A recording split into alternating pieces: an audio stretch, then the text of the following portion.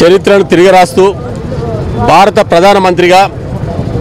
గత రికార్డు ఏదైతే ఉందో జవహర్లాల్ నెహ్రూ గారు పేరున్నటువంటి రికార్డును సమం చేస్తూ ఇలా నరేంద్ర మోడీ గారు ఒక సామాన్య పేద కుటుంబం నుంచి వచ్చినటువంటి వ్యక్తి 4 సార్లు వరుసగా ముఖ్యమంత్రిగా 3 సార్లు ప్రధానమంత్రిగా ఇవాళ పదవి ప్రమాణ స్వీకారం చేయడమే కాకుండా ఇవాళ కరీంనగర్ నియోజకవర్గం నుంచి రెండవసారి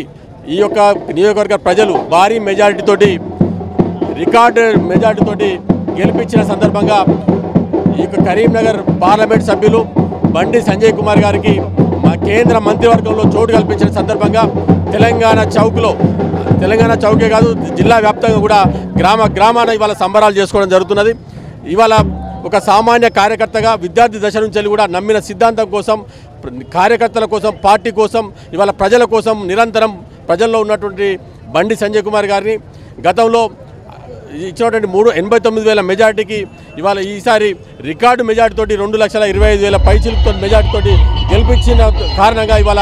నరేంద్ర మోడీ గారు కేంద్ర మంత్రివర్గంలో కల్పించిన సందర్భంగా ఇది కరీంనగర్ జిల్లా ప్రజలందరికీ కార్యకర్తలందరికీ దక్కిన గౌరవంగా మేము భావిస్తున్నాం, హర్షం వ్యక్తం చేస్తున్నాం. ఈ యొక్క ఏదైతే ఈ బాధ్యత ఏదైతుందో ఈ